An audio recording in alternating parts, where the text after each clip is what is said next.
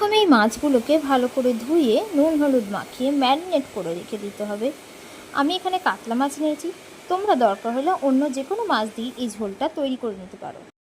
আগে থেকেই অন্য একটি পাত্রে আদা বাটা, লঙ্কার গুঁড়ো, কাশ্মীরি মির্চ পাউডার, হলুদ গুঁড়ো, সামান্য পরিমাণে চিনি, গোলমরিচ গুঁড়ো, ধনে গুঁড়ো ও জিরে গুঁড়ো দিয়ে এবং সামান্য পরিমাণে জল দিয়ে বাটা মশলার একটা পেস্ট বানিয়ে নিতে হবে।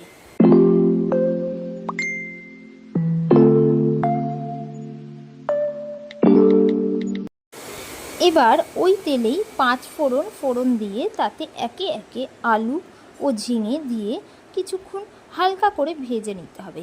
ভাজা হয়ে গেলে আগে থেকে তৈরি করে রাখা মশলার পেস্ট দিয়ে ভালো করে নেড়ে এবং আঁচ কমিয়ে সুন্দরভাবে কষিয়ে নিতে হবে।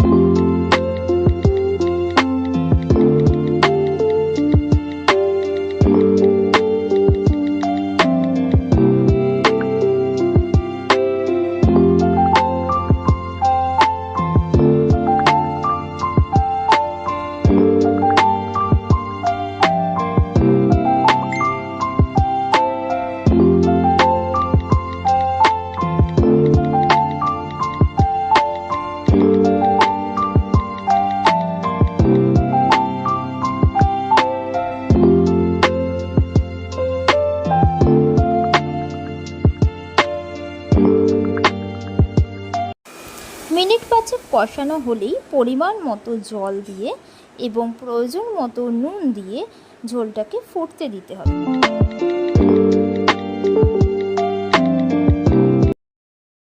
সবজি সেদ্ধ হয়ে গেলে তাতে মাছের টুকরোগুলো দিয়ে আরও কিছুক্ষণ ফুটতে দিতে হবে। মিনিট 5 পরেই গরম গরম ঝোল সার্ভ করার জন্য একদম তৈরি হয়ে যাবে।